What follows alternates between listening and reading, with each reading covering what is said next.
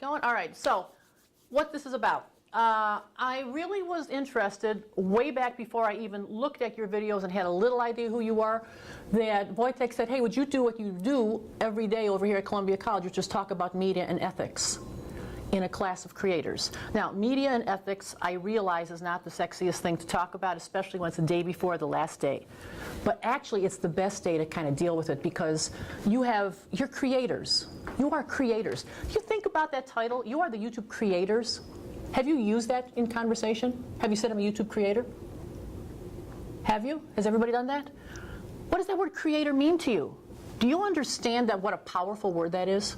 When I thought YouTube creators, like, holy gosh, that's a really huge thing. Because with power, you can influence millions and millions of people with your creations. I'm not trying to be BSing you right now. Do you get that? Do you get the impact of that? Or no? So in Culture, Race, and Media, that's this particular class that I teach. It's called Culture, Race, and Media. This is the website from it. And this is a class where there's 20 sections of it, 20 people in each class, so I teach about 800 students a year, and they're just like you. They're students that range from 18 to 60 years of age who are media makers, because that's what Columbia is. And in this class, we ask people this question. This is the question that's going to be the next hour and a half. What is your ethical responsibility as a media maker? So, it takes 15 weeks. You've been in class for, what, 8? It takes me 15 weeks of talking with my students. Several hours in class, plus every other night, online chats, online posts, online uploads, where we deconstruct people's videos, deconstruct the media in general, to say what is good, what is bad. Do you know what your influence is and how people can potentially be led to do good or evil because of you? And sometimes people kind of laugh at that, and they come into the class and go, you know what, the media, the media, blah, blah, blah. I go, wait, whoa, you are the media.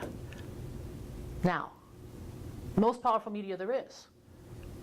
But since I have an hour and a half, hour and 45, to talk about something that it takes me 15 weeks of blah, blah, blah, I know I can't get you to buy into my ideology in 3 hours. Or I can't get you to buy into my ideology in an hour and a half.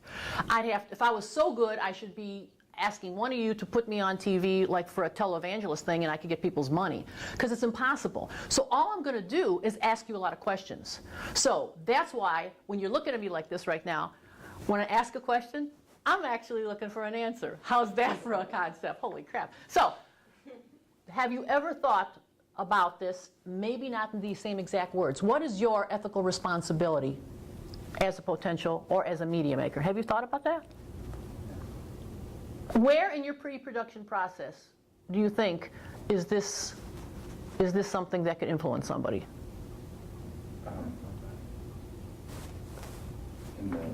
I don't know, you mean at what point do I say this is going to influence people, or do you mean the ethical responsibility part? Both, okay. Because if it's going to influence people, okay. Do you have is there any ethics going on in that? I guess the first thing is will this do harm to anybody, yeah. Necessary harm, yeah. Either, professionally or just personally or emotionally, and that's something to take into consideration. Because if it does, and you're just doing harm for harm's sake, it's probably not a good idea. Probably. Okay, fine. It's Steph. Okay. I wasn't looking away from you. I was looking to see if you had a whiteboard or something in here to write on. Do you have something? You use that board behind you? Yeah. There's okay. Yeah. Okay.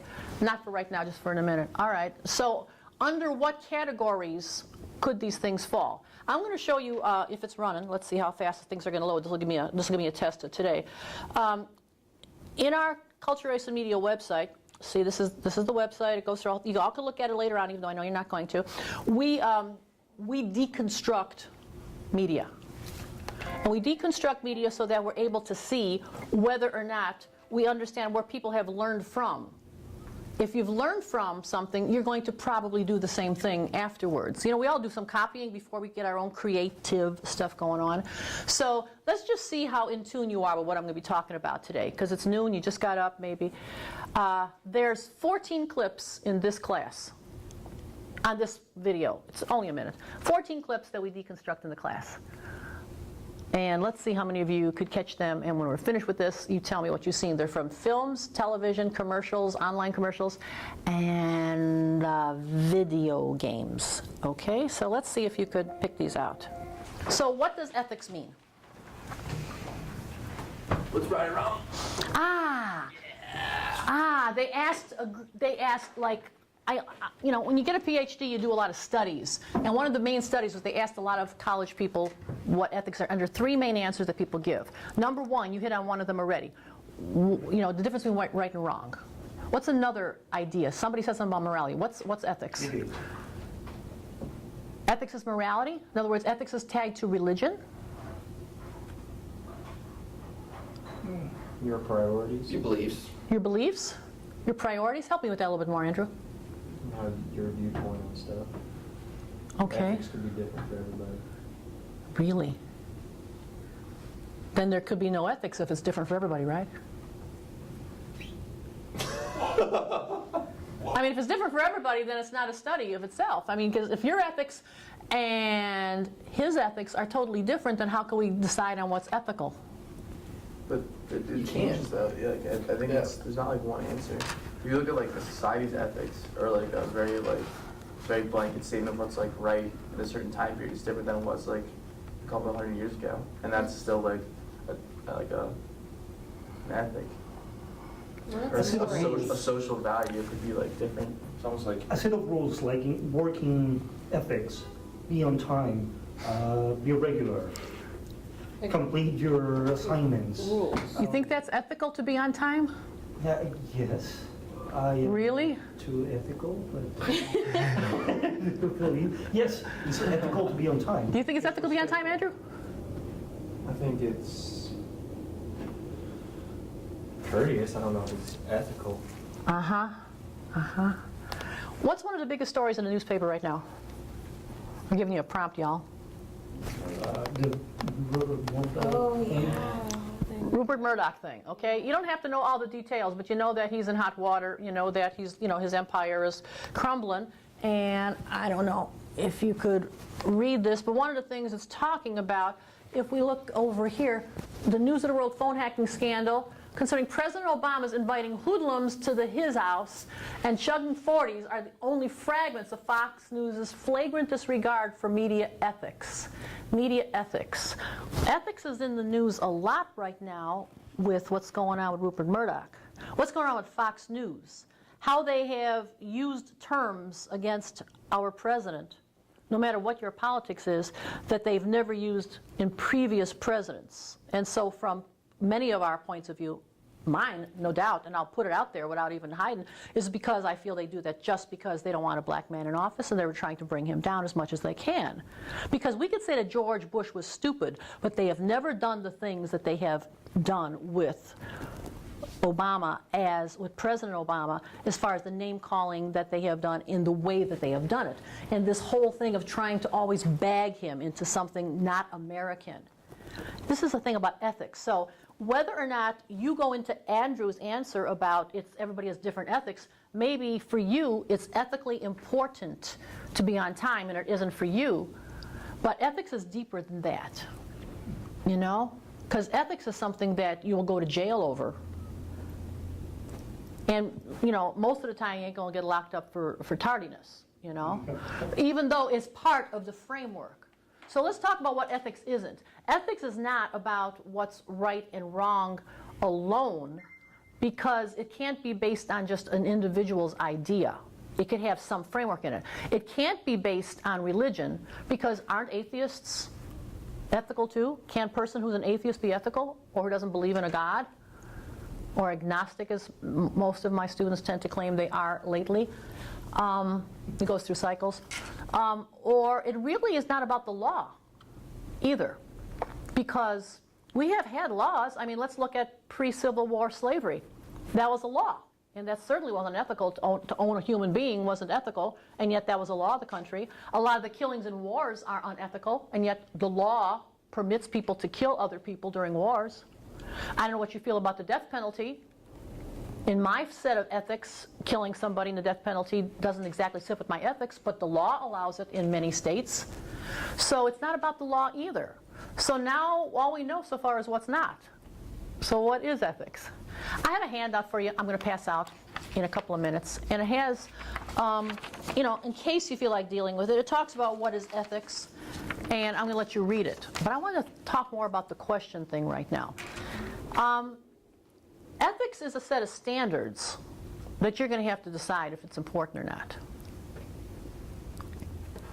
A set of standards.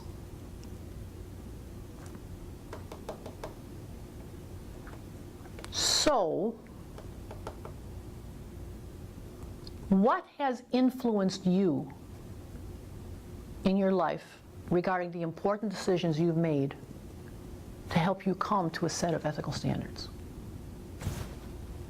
People who raise you. Yeah. People who raise you. What else has influenced you? My professors. Professors, school. Okay, what else has influenced you? What or who? Media. All kinds? What else? Friends. Friends.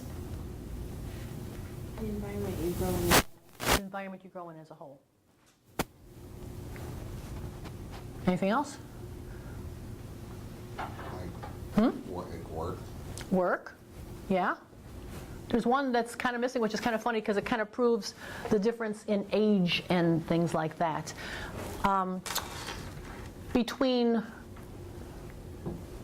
When they began tracking this, the early 1900s, 1940s and 50s, up to about 1975, when people were checked on what has influenced them the most regarding their standards of things, it came down to the number one answer was parents, like you brought up. And then it came down to being parents, church, school, peers, whether play peers in your neighborhood or work peers, and then at the bottom of that was media. At a poll that was done in 2007 with the several thousand people, the answers came out to be in a reverse order. Now, nobody here brought up church, unless I missed it, and it happened to be parents and media with a tie. When the people really thought about it, given a whole, it wasn't just a one-question thing, it was a long procedure like in the class that I teach. It was parents and media with the tie, unbelievably. And then it came to peers. And then it came to school. And it was kind of funny that church wasn't even in there, just as it wasn't with you guys, which kind of bears it out. So it's really how much we've learned from media exposure. And media, not just like watching television, because it's always around you. As I looking like you're all wearing a uniform today, of some sort, and you're in a uniform. Columbia College, people wear a uniform. I also taught at the School of the Art Institute. I don't know if you're familiar with it, which is right down the street.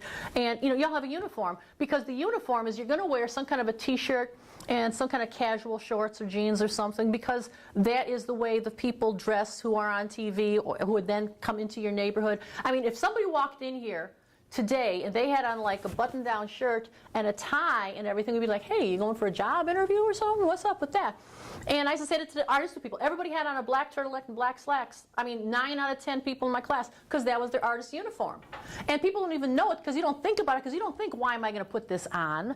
It's just that this is what we do, and so that is even an influence. So when you put something out there in your creations, you are really influencing people. What you wear is influencing people. Now, I'm not talking about product placement, even though y'all have been probably talking about that in this class. I'm just talking in general. What you wear, How come you have the kind of button-down polo shirt or whatever you want to call it, compared to most of the t-shirts? Could that be a generational thing? Could it be that your t-shirt was dirty? Who knows? But people do different things, At other colleges, professors like me wouldn't teach in jeans like we do here. So there's a culture of this place.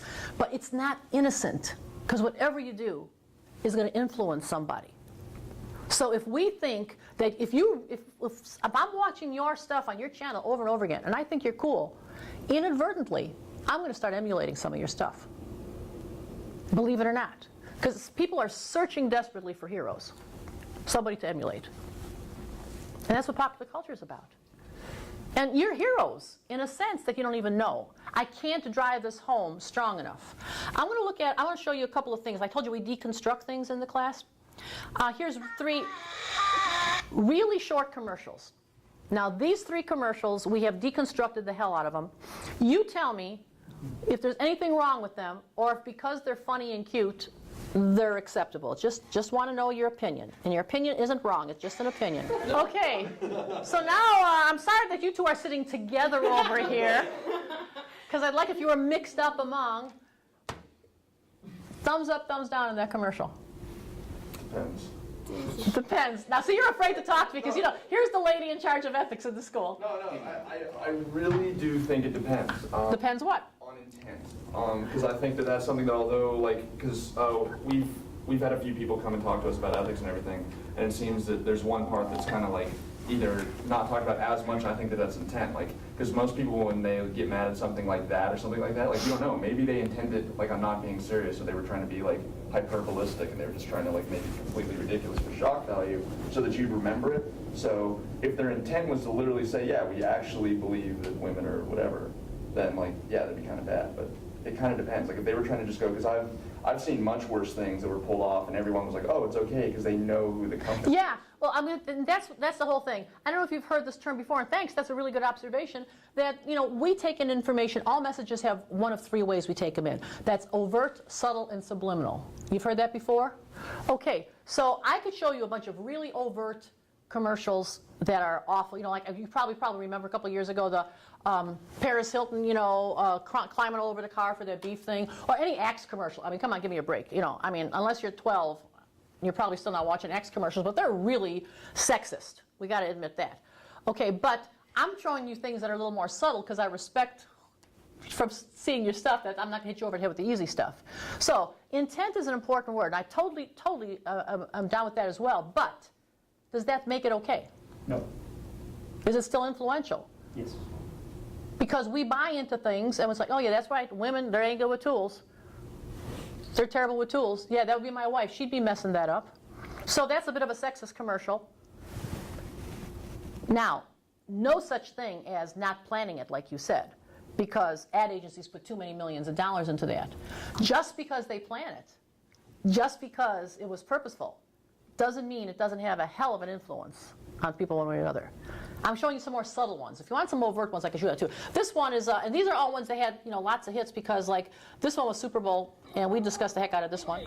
Now, I think I told you I teach about 800 kids a semester, students. So I'm not telling you anything specifically for me. I'm talking from peers. What is, first of all, is that in any way offensive? I mean, it was on Super Bowl, man. People made very strong decisions to do that. It's flamboyantly racist. Incredible. It's flamboyantly racist. Oh my gosh. I love that phrase, sir. Can I use that? All right. Okay. Do you agree that it's flamboyantly racist, Grant? Yeah. You do? Do you flamboyantly racist agree with that, Andrew? Yeah. Really? I mean, pandas that are Asian, Yeah. kind of very stereotypical. Well, let me just tell you that in the first weeks of class, because like I said, 15 weeks takes a lot of time for me because I don't want to be like the bad guy. In the first few weeks I showed these commercials, a majority of my students, and especially generally, this is a generalization, not a stereotype, of my white males say, if it's funny, it's not racist. And to me, it's like we deconstruct comedy in the class and say, let's look at the difference between The Simpsons and Family Guy. You know, where something is done for the subtlety of it, for really it's a backwards rap on the people, like the whole thing that went on with the Tom Cruise thing and all that, versus Family Guy when the dog is humping the lady's leg. I mean, there is no subtlety there. It doesn't have a double, triple entendre. It's just for the sake, if I call them, I also teach a high school institute, and I used to call them the poo-poo caca jokes. You know, when you're dealing with 16 and 15-year-olds, maybe you were like that, all the comedy was about, you know, farts and underarm and you stink. And then it gets a little bigger and it gets into masturbation. No offense to the one person who did that particular one in here. And then after a while we get into a little more. And actually the way it was done wasn't so bad. Wasn't that pedophilia? Was that you? Oh, yeah. Uh-huh. Okay. I did watch your stuff. I really did. Okay. But it wasn't grossly exaggerated, even though I thought, you know, maybe it's funny for a certain audience, and so I'm not here to critique your stuff. I was looking for who was doing anything that was going to be an example that I could use, and you're all cool. for the real bad stuff. So yes, my students in the class, people of color, not necessarily Asian, they could be anything ordinary except for native-born, white-bred young people, go like, ugh. And then a lot of the students will be like, well, that's not so offensive. And it's the difference between the power dynamic of, you talked about where you get from your neighborhood or where you grew up, how your thinking goes, whether or not you are just walk into a room, it's just a blank slate, and you're not thinking about too much. Walk into a party, it's a blank slate, you're not thinking about too much. Walk into the room, and you're the only, and you take a black, white, Asian, girl, gay, whatever it is. If you're one of the 8 categories, and we'll talk about those in a second, of others, you may have a different viewpoint of stuff. And what I'm asking you to do is think sometimes what other people could feel like when you're doing your videos. So that's the difference. I'll give you one more that's also very, very subtle. And let's see if you get this one. I'm not telling you not to laugh. I think it's hilarious. I couldn't stop laughing too, but why did we have to do it the way we did it? Why did we have to have, quotes, threatening-looking black guy as the foil in this thing? Why? Yeah. I mean, well, a bunch of guys in the NFL are black guys. That's the only thing I can think of. Well, I'm not thinking in the wrong way, I'm just, They went for the biggest contrast. I don't know. Really? Is that all? Go to high school. You guys remember high school? Where, Not that old. I'm saying. I remember that. Remember the cafeteria? This is now this. I know that this is just things. I went to like 4 or 5 different elementary, middle, and like high schools, and like every high school was the same thing. The whites sit with the whites, and it's terrible. It's awful. You know, people just naturally group to a thing. So for that one, I feel like they put as much thought into as, okay, if we have a guy of the same thing, you know, they look like they'd be friends. So this wouldn't be as shocking. But if it's a completely different culture, then it would look more shocking. So could it come across offensive? I definitely think so. But, you know, at the same time, it's one of those things where, like, I don't know, I think the whole thing about ethics is just so subjective, you know, because that may be offensive to somebody, but there's things on TV that 90% of people would say are ethical that I find unethical. You know what I mean? Like, let me give an example, and I'm just giving an example. I do not find putting things like people that are lecturing about like religion, you know, like the really radical people on TV, but it's allowed, and it's because our nation is, you know, we have a lot of religious people that are okay with that. But I don't think it's right, so I think this whole thing is just completely subjective, so I think that's why it's so hard to put a nail on it. But I think you also No, that's just me. But I think you also have to take into consideration of like, because I think for like adults, like us, people who can think about things like, we can think of it like this. We say, oh, well, I'm not focused by that. But I look at it and see like, well, this isn't just adults watching this. These are kids, people who are still forming their own opinions about things. And they see things and then they react to it. And like, I don't know, like I think you have to, I mean, not in this commercial in particular, but like with things of that nature, you have to be aware that you're also influencing people or forming opinions. Let me ask you this. Like, for example, like I, at a younger age, realized there are people who have never seen in person another black person before.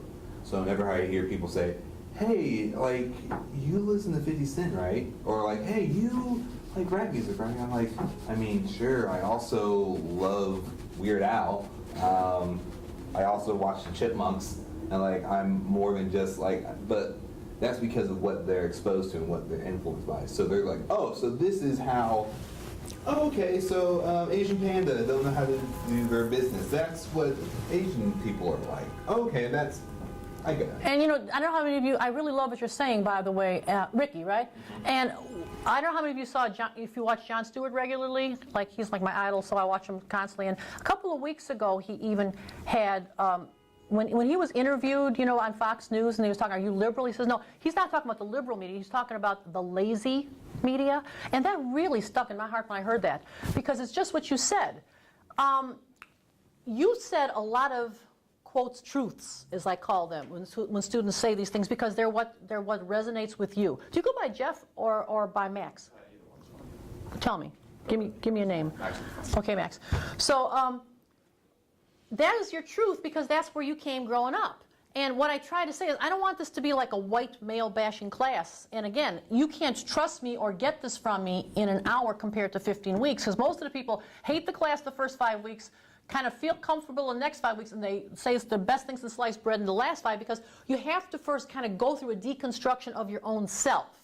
And those people who are in the majority do tend to say things meaning it to be meaning right, but not understanding what it's like to walk in the other person's shoes. And I'm in the same place. I mean, I'm in that same place. I mean, for all of the 8 isms, well, I guess I should start to put them down on the board by now because I keep on talking about them. You wanted to, here, if I pass this out to you, this is impossible. I'm going to pass it out and tell you not to read. That's okay, yeah. If you go to the last page of these, there's 8 little spaces, and you can write down the 8 isms. If you don't get what it feels like, if you're, depending on how many of these isms or these categories, just turn to the second page where there's blank sheets. And if somebody has a pen, maybe, I don't know if you have any pen this time of the year, but if we talk through these, for how many of these you can identify with are decisions you might want to be making about your videos. So when Ricky just said, like, you know, oh, you know, do you listen to 50 Cent? It's like when I play this commercial, all the kids who have any kind of Asian background, full, half part in them are like, oh, Dr. Beau, for every time that I walk someplace and people have to do the karate chop at me, you know, I'd have like a nickel for everything. I'd be so rich. Because this is the thing that people do. You're not trying to be offensive if somebody does that. Gee, do you like makeup kind of thing? You know, because you're a girl and maybe you like makeup a whole lot more. You know, it doesn't matter. But we try to find things that are like, we're uncomfortable. I know what my discomfort level is. My discomfort level is teaching here so long that I over and over make the mistake of talking about age because I say, can I still identify with people who are 20 or 25 years younger than me? And that's my thing. But I hear people say, oh, no, Beau, you don't get it. I'm really cool. You know, I have a lot of friends who are, you know, black.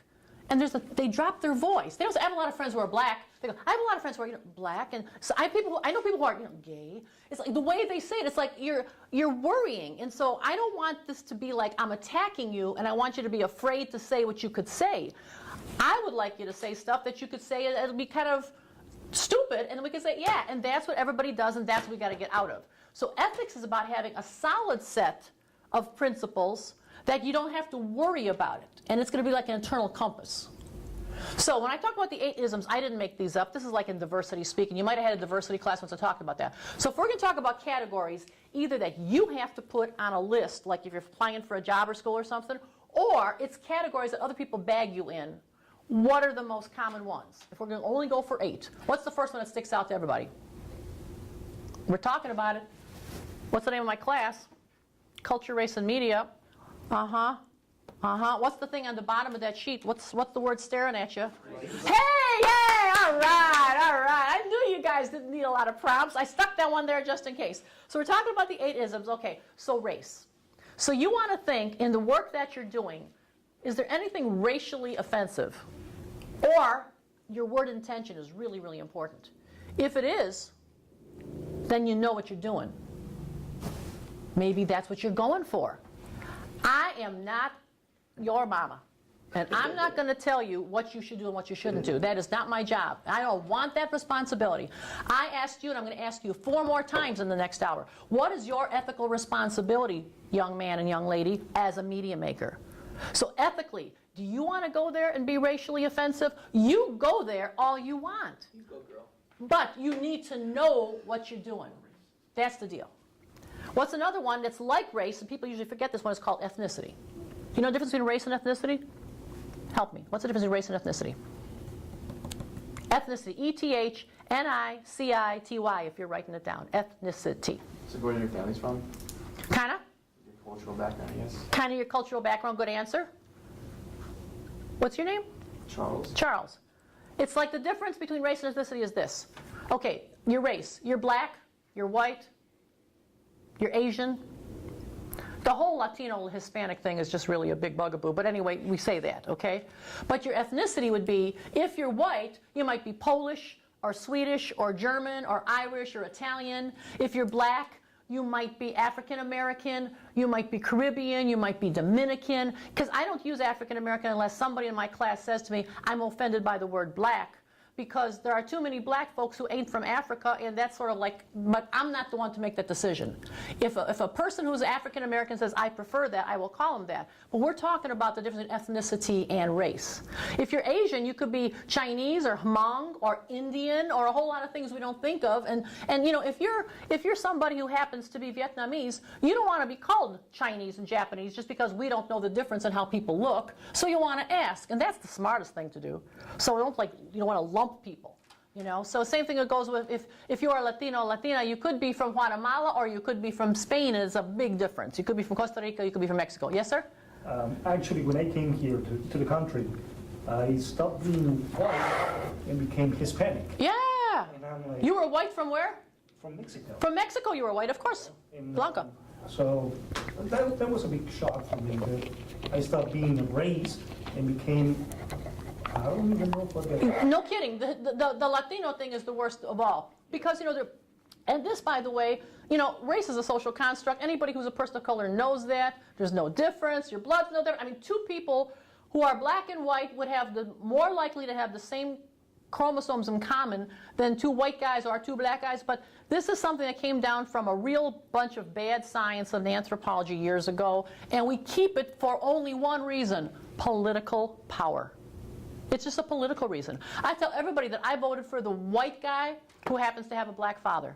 Because why is he a black guy if he's half and half? You know? Why is my kid black when I look like this and he's my son? Because his father is white. I'm black. It makes no sense. So, but we have to categorize. We've got to put you in a bag. So these categories are not something that I agree with. It's what happens and what is. We want to know what you are. Because people who have any kind of lack of ethics, I want to know what you are. I want to know how black are you? You know, how straight are you? I mean, we need to know that. When you talk about tables, some people are sitting at the white table and the black table. If it doesn't matter, if you're like comfortable because you've hung with a lot of people, it's not going to matter. But it's like, you know what? Well, you know, you have to ask. Like my own kid always says, like, you know, if I had a nickel for every time people say, like, so what are you, man? Are you what? What are you mixed? Are you white? Are you? Why do we need to know? Why do people say, are you Italian? Who cares? But it's sort of then I know, oh, if you're Mexican, then I know all this about you. I know that you listen to this. I know you watch only Telemundo, and just like what Ricky said. Because then we think we have a set of things that we could put on somebody. We got to get rid of that. I think we have two females over. You both identify as female, right? I don't know. When people say to me at the end of a class, how many kids of color, how many white kids you have in the class this year? Because I say, I don't know. They say, how many males and females? I don't know. Because I don't know what you identify with. I have had people who have identified other ways. My own helper in the office, Nick. I mean, he was born male, but he doesn't identify as male, and that's not terribly uncommon at Columbia College. You know, I mean, he's gonna have a thing. So he could identify different times at different days. That could happen. You know, people can. And it was like, ooh, that's a surprise to you, but nobody went, ooh, when you said I used to be white. Right. You see what I'm saying? So, and by the way, Nick is all male. He's totally all male, but he has done acts where he dresses up as a female, and so I was just putting it in that manifestation. And when he acts as the female, he's like, oh, no, I'm not Nick. You know, I'm Desdemona. And it's, you know, he's still male, but he's identifying at that time. And so some people can straddle across lines. But the point of it is why do you care? Third one is what we just talked about, gender. Race, ethnicity, gender. Next one I talked about already was sexual orientation. What are the sexual orientations?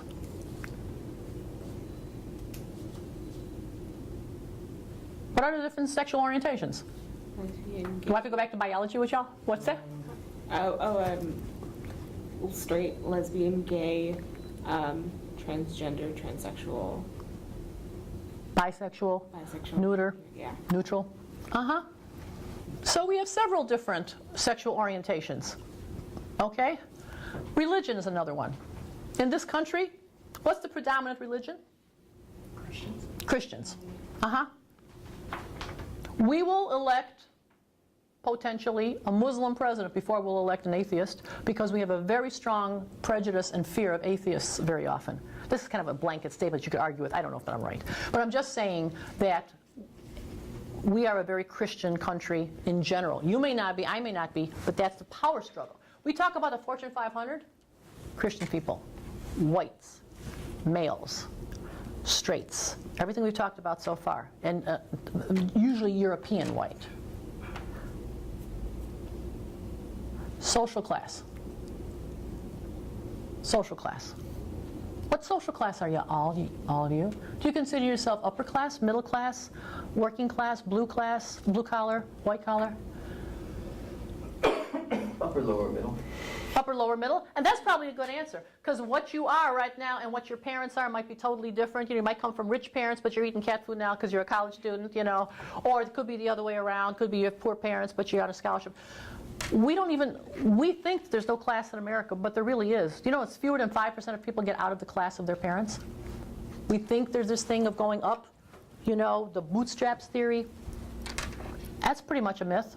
Our classes are getting more and more divided into the haves and the have-nots. That's why you're doing a thing you're doing right now, right? You're looking for a career you could love and still make money at. Would you be doing the YouTube thing if you had no pennies in it coming in the future? No? Kinda? I don't make any money what I'm doing, technically, but I love it. But you'd like to have money in it too, right? You can find a way to make money. That's part of what you learned, I hope, this summer. Yeah, how to maximize that potential. Okay? What else? Age. Age is another one. You're in your prime right now, most of you. People that are between like 21 and 40, essentially, maybe a little bit higher, 41, 42, that's about it. People under 21, you got a lot of disadvantages. Anybody here under 21? Can't wait to be 21, right? Well, I mean, you got a phony ID for drinking, but other than that, you don't have advantages. Sometimes people think that you don't know enough if you're not an adult yet.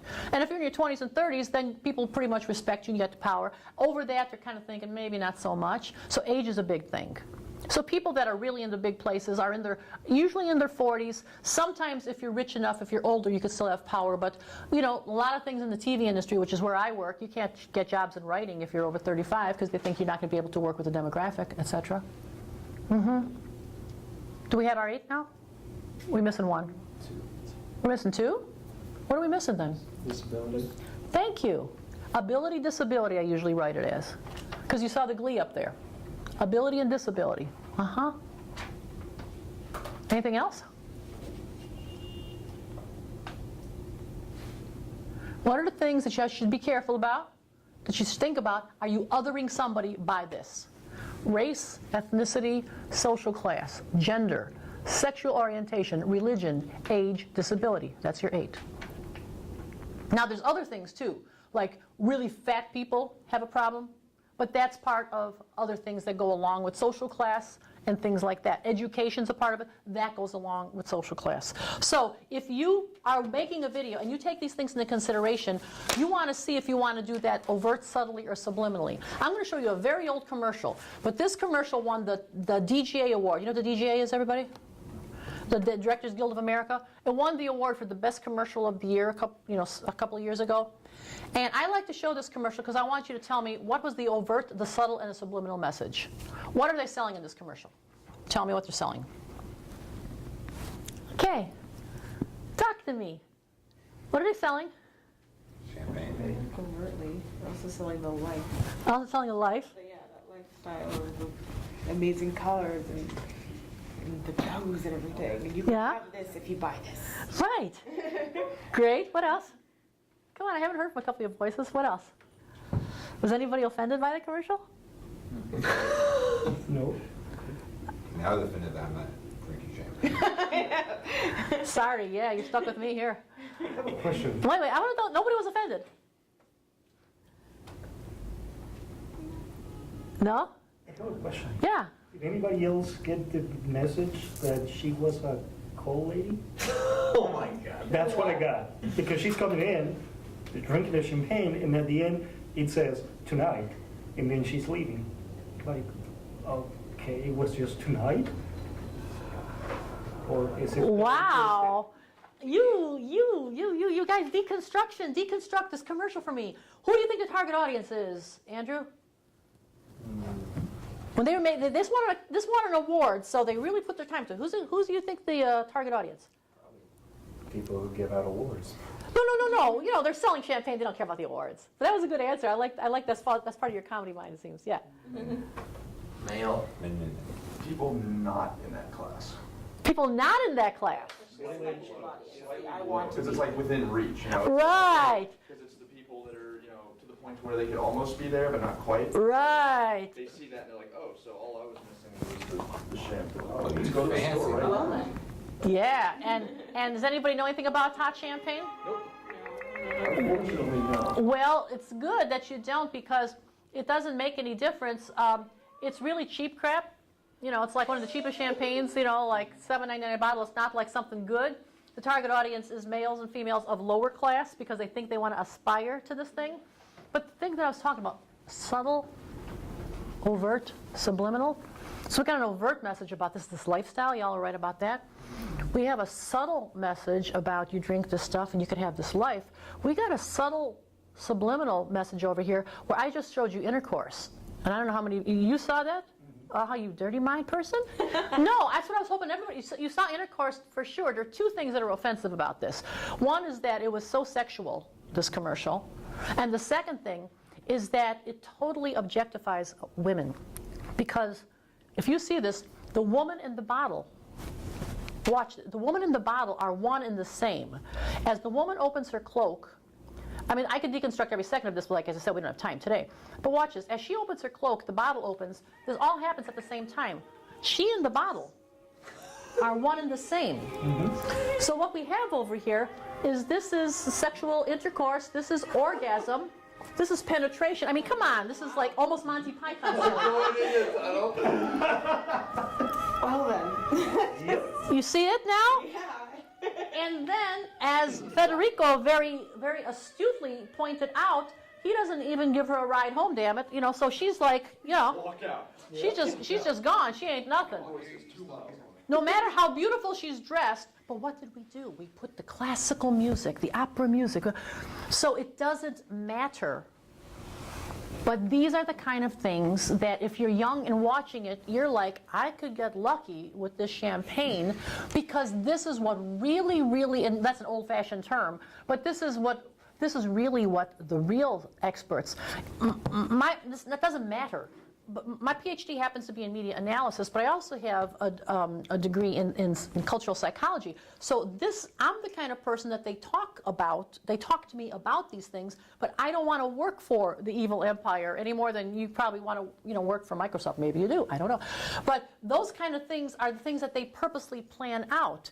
And so you have been influenced by a lot of this kind of stuff. Every creation that you have done came from someplace else, and I want you to think about this. I mean, I don't know how you're getting home, and I don't know if I'm going to ever make any difference in your life in this last couple of seconds, but the idea is that if you learn to think about what can I be doing on any of those 8 isms, because people do this all the time. I wasn't going to do this, so I'm going to switch gears right here for a minute. After they won the award for this Tots champagne, the same company was asked to do a commercial for Colt 45. Now, do you know what Colt 45 is? Still beer. Bad beer. Not exactly beer. What is it? Malt liquor. Do you know what Colt 45 is? No? Do you know what Colt 45 is? Do you? It's do you? Okay. We just got your social class going on right there. Because what did you call it? So this malt liquor is cheap. It's cheap.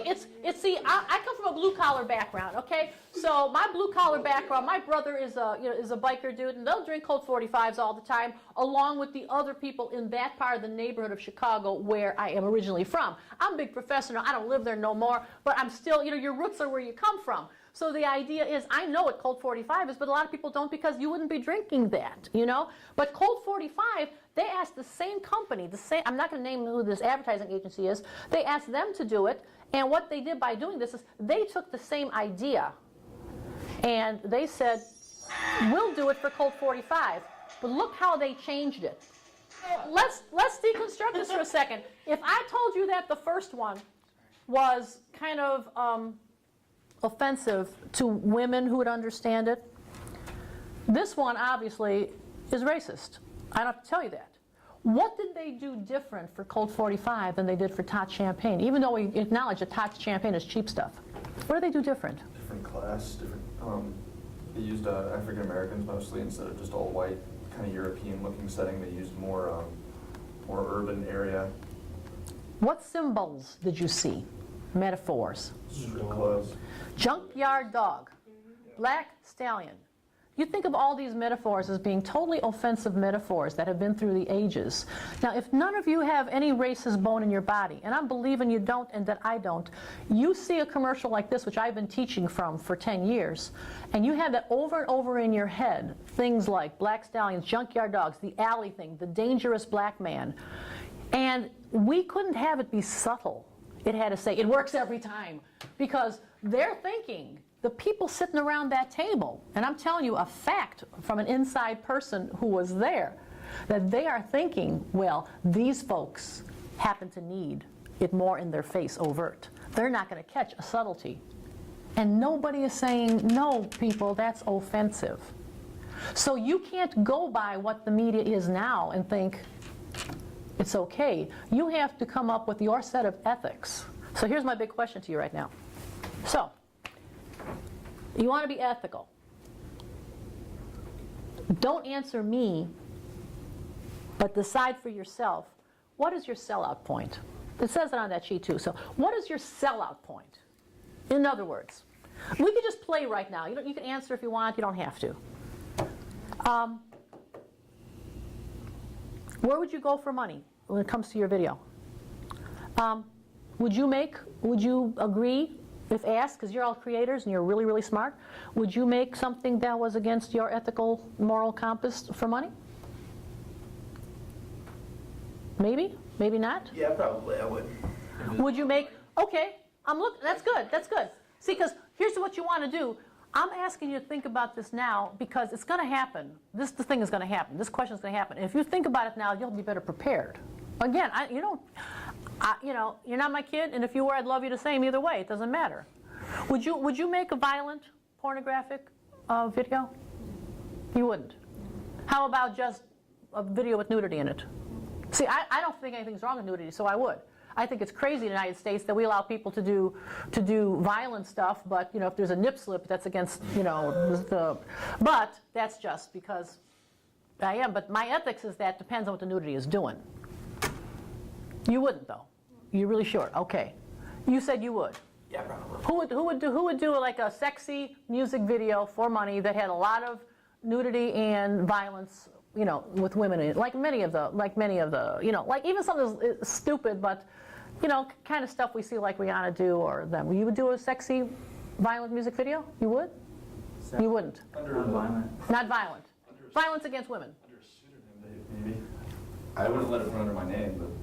Okay. Would any of you make a porn? Yeah? Okay. So this is a sellout point we're talking about. We're talking about levels. So you do porn. Okay, you'd make a porn movie. Cool. Would you make a porn movie that also included children in it? No. No. So that's your sellout point. Would anybody do a porn movie that included some underage people in it? No. And if you did, would you put your sister in it? You see what I'm saying? These are the sellout point limits. Right? I mean, I remember when the thong song came out. Anybody remember that? It was like so many years ago. Cisco 2. Man, because that was the year I took a group of high school kids down to the Civil Rights Museum in Memphis, Tennessee, and all they were playing was a thong song on the radio over and over and over again. And we were looking at the video, and I had young kids with me, and then we found out that Cisco's little daughter, little baby, that was Cisco's baby in that video between the lady's legs and everything. It's like, okay, so we have sellout points. So I wouldn't make a porn, but if you'd make a porn, would you make a porn that had women in it that were kind of nude? Maybe, okay. Would you have violence against them? I don't know. Would you have young people in it? Well, yeah, maybe. Would that young person be your sister? And that's the things I ask. Would it be your child? And so this is the sellout point thing. I don't care, but I want you to know what you would do. If it's really, really funny if I put this Mexican hat on and make this guy look like he's so stupid, like, Frito Bandito, but it's funny, okay. But it's a whole lot of another million of your viewers are going to think, oh yeah, that's what Mexicans look like. This is what girls look like. You know? This is all black folks do, all Italians, blah, blah, blah. What's wrong with Jersey Shore? You know, it's like, I'm not telling them not to make their money, but there are people. How many of you have ever traveled to Europe? Anybody? What city are you from originally? Or what city do you call yourself home? Houston. Houston. So when you say you're from Houston, is there any kind of a typical thing that people say about Houston? What do they think about you? Terrible drivers and it's hot. Yeah? Anybody else have something? You have a town? Where are you from? Yeah, I'm from Indiana. Oh yeah, I heard that you could always tell. How do you tell a really nice house in Indiana? You kick the tires. What? Is that offensive? Sure, it's terribly offensive, because it gives the effect that, you know, it makes it blue collar, but people have an idea about that. I say I'm from Chicago. 30 years ago, when I stayed in Europe for a while, I'd say Chicago. They go, oh, Al Capone, bang bang, gangsters. You know. People still do, yeah. And then like 15 years ago, they go, oh, Michael Jordan, oh, Bulls, yeah. Now I was in Europe last year, it's back to, oh, gangsters, shooting up, people get killed every weekend. It went from gangsters to new gangsters. But that's because when we're lazy, we put stereotypes in. When we got a little bit of time and energy, we try to put something in that's more of the truth. Anybody else have a place they're from that people say the thing about it that just gets you irritated because it's so like... Carolina. You're from Carolina? Which one? North. And what did they say? Well, when I go out of the state, it's like, oh, you can't read.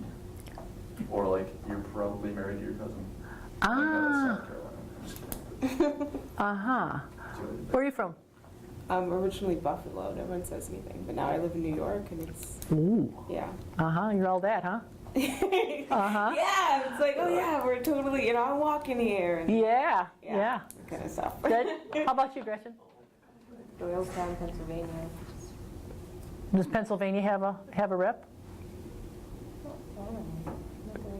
Not that you've heard? So what's the general reason that people don't like you then? No, I'm just joking.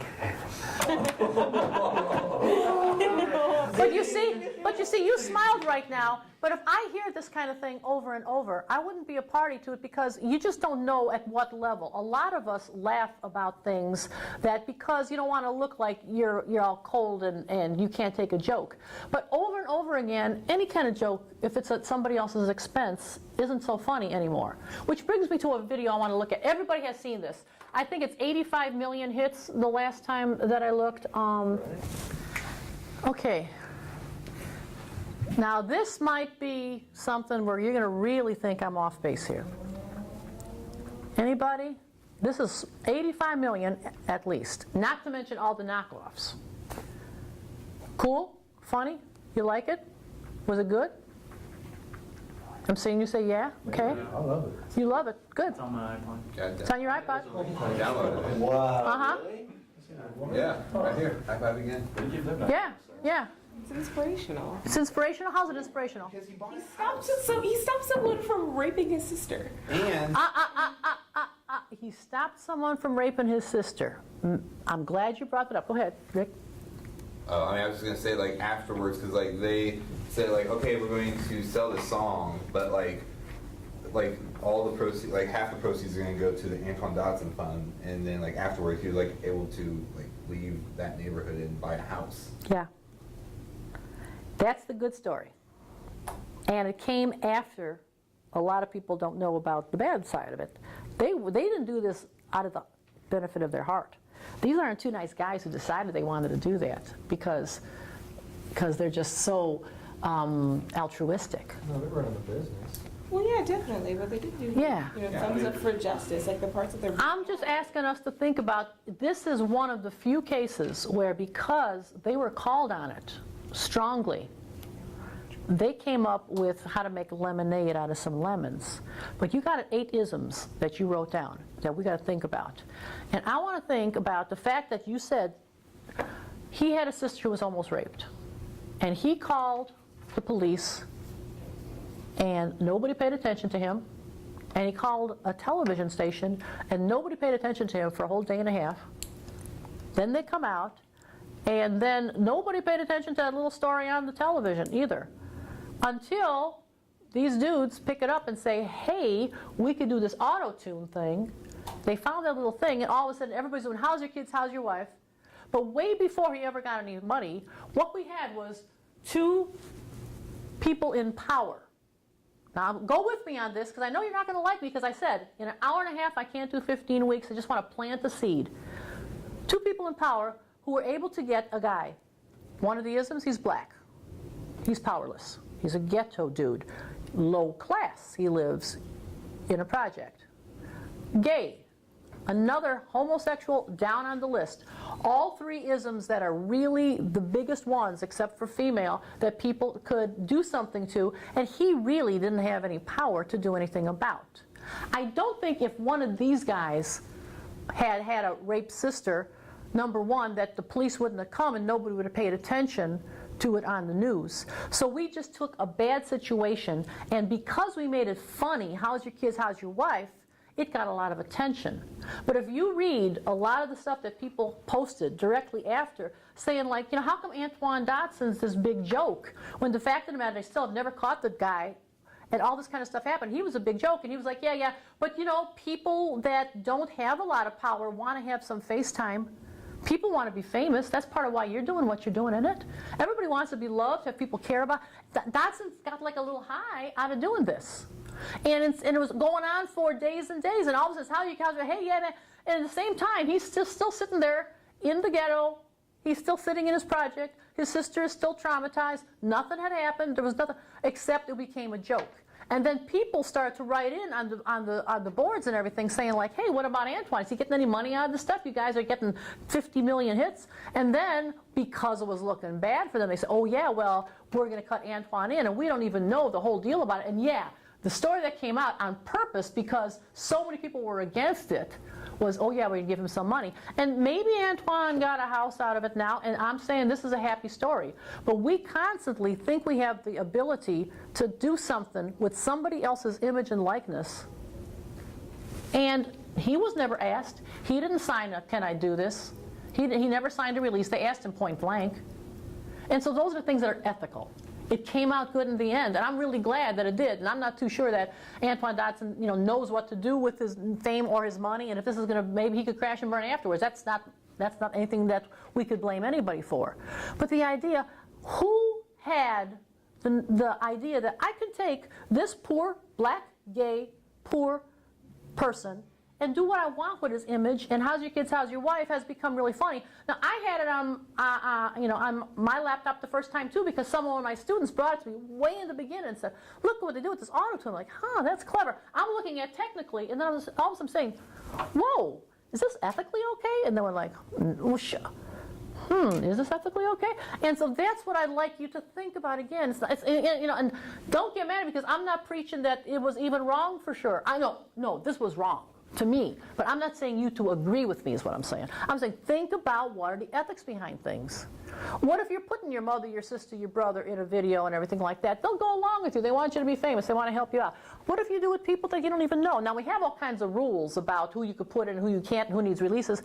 But that is always broken. That's the ethics thing I'm talking about. And again, we don't have two guys who look like that doing this to other guys who look like them.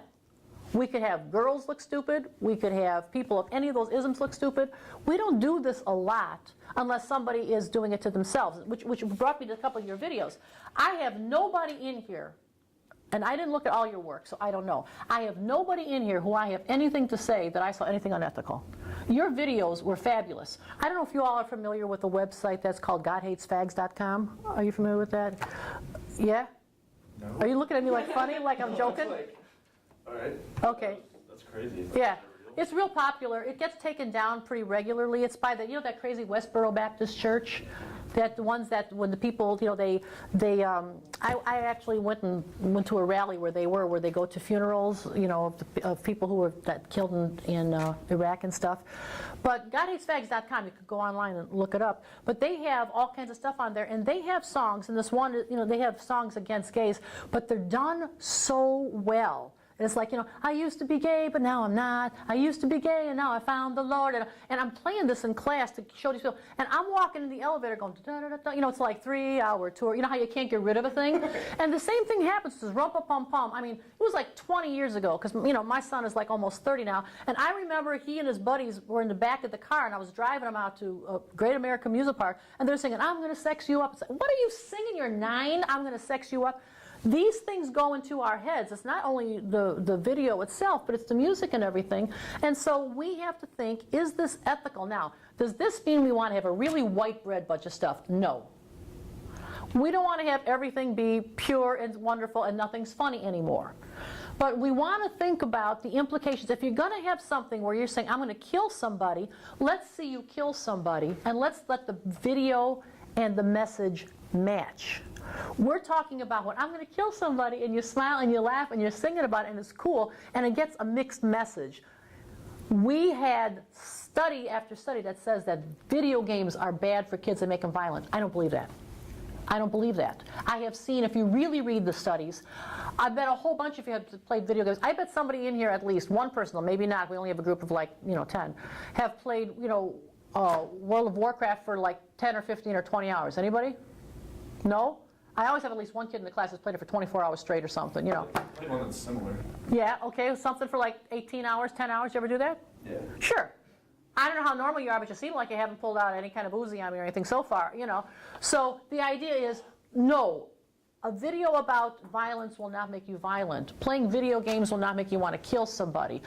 But they happen when people have no other outside sources and when they don't have other influences. So if you were influenced the most by your parents and you were influenced the most by your church, I hardly think so. If you were influenced most by peers of a certain kind, then you balance things out. But you have to understand, as a creator of media that you are doing, there are people who all they're doing is sitting in front of their computer looking at your stuff. So you want to decide how much responsibility you want to take for the stuff you're going to put there, and just think about your messages. I'm not saying you got to worry about the wackos that are going to kill somebody because you put a funny joke in there. That's not your worry either. But is it ethical enough that you would show it to anybody that you respected and say, within bounds, does this follow the responsibilities of it? And that's why on the sheet of paper it says, what is ethics on the bottom paragraph, and I'm just going to kind of close with that. Oh, people here, she's going to close with that. That sounds really good. She's going to close. Simply stated, ethics refers to well-founded standards of right and wrong that prescribe what humans ought to do, usually in terms of rights, it's on the first page, obligations, benefits to society, fairness, or specific virtues. Ethics, for example, refers to those standards that impose the reasonable obligation to refrain from rape, stealing, murder, assault, slander, and fraud, and that tell us how human beings ought to act in the many situations. And then secondly, it's about one's own ethical standards. Now, here's how ethics and morality are different. I don't know how many of you ever heard the story about during World War II when the Nazis were looking for the Jews. And the difference between ethics and morality is something that you have to think about. So this Jewish person came to this guy's house and he said, can I hide in your closet? Because the Gestapo's coming, and if they find me, they're going to kill me. And the guy says, yeah. But he says, I'm very moral, I'm very religious, and I'm also very ethical, so I'll do it. But then there was a knock on the door. If you're moral, if you're religious, it's a sin to lie. And so when he went to the door, as a moral person, the Gestapo said, is this Jewish guy in your house? Because we have to kill him. And he'd say, it's a sin to tell a lie. I'm sorry, yeah, he's here. And the guy's dead. If he's instead ethical, saying, ethically, the Germans are wrong to kill the Jews. I will sin and tell a lie to keep this guy alive. And he said, no, he's not here. Now, which was the bigger sin? And so when we go in those terms, how can I, in an hour and 15, hour and a half, give you what's ethics and what's not? Because for you, you have to decide which is your ethical, moral compass. I can't ever lie. Is lying wrong? Yes. Is lying always wrong? Yes. Is it wrong if this guy's going to be killed if I tell the truth? Whoa. Ethically, no. screw that, I'm going to lie. And so for Andrew or JK or people who are doing things that you're thinking about the funny part of it, okay, is the risk of this being funny, you know, can I be blasphemous? Can I talk about Tom Cruise being gay? You know, hey, it's okay. It's kind of telling the truth. Maybe it's a backwards good thing, but if we're hurting somebody else who's Antoine Dodson, because he has no power already, then I might want to think about that. So these are, when I said there's two parts on what is ethics, it's what people ought to do, and secondly, it goes with your own standards. So when I ask Gretchen, is she going to make a music video that's going to have violence and women in it? Maybe I could ask a different question of something that's even more repulsive. Would you have something that would show an animal slaughter? I mean, whatever it means to somebody, oh, animals, I eat it, I'm a vegetarian, I couldn't show an animal being hurt, somebody else could. So you have to find your own moral compass. But you're going to get asked. You guys are special. You guys are really talented. I mean, you won this competition in the first place, and now you've been here 8 weeks. You're the stars. I mean, I'm going to see your names places. You're going to be famous. You're going to be approached with a question that you should think about between now and that time when it happens. And that's why this class, it's my timer off. So, I also have to have a closing statement. Here we go.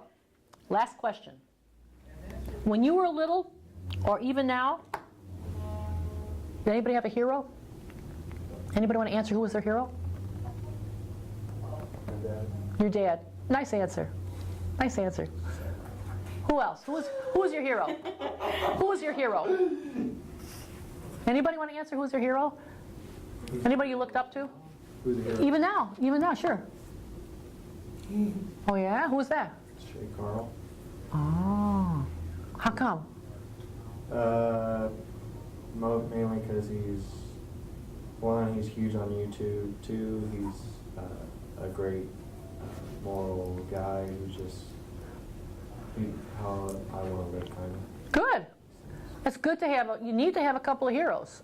You need to have somebody that you respect that you'd like to emulate. Yeah. Who else has a hero? Yeah, Federico. Moctezuma II. Why? He was the emperor when the Spaniards arrived to Mexico.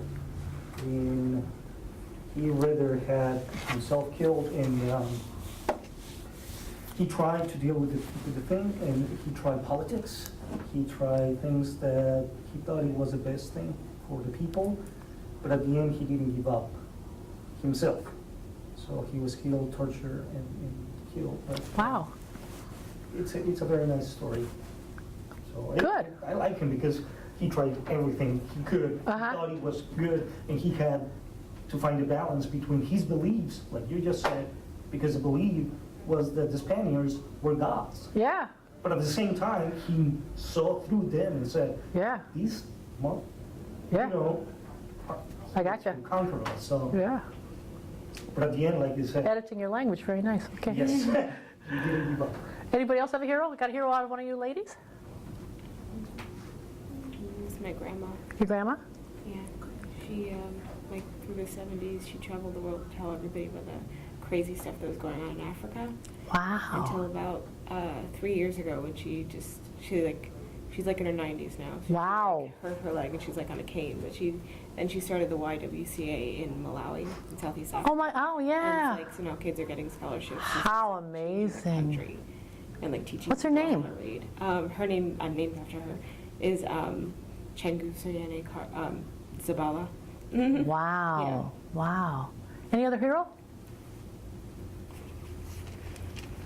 Okay, here I go back to my usual thing, my last 30 seconds. Studies have shown, which is what we do, but studies have shown that everybody looks for heroes all the time. I'm really glad to hear some of the hero stories you said. Maybe you know yours and you don't feel like talking about it, but it's good to have a hero. But people nowadays, they don't know where to look for heroes. A lot of kids don't look to their parents anymore. People don't look to teachers because they're so flawed. They look to sports people a lot, and then when we got all kinds of steroids and stuff, and then they disappoint. So then people look to entertainers, and then entertainers disappoint. And so what these studies have shown is that we look to entertainment to relate to somebody like us, but who's just a little bit better so we could strive. So you might simply want to just entertain right now, and you might say to me, well, I'm not going to worry about ethics, I'm just entertaining. But the one thing that is a true fact, the byproduct of any entertainment is that you are creating culture. You are creating culture every time you create a piece of entertainment. And so you just have to make a decision in this culture that you're creating. Are you going to be ethically responsible with it or not? And that's the only thing I want to ask you, questions that you think about. And I am done. And I thank you for sitting so long and listening. So we're over. You don't have to applaud. That's quite all right.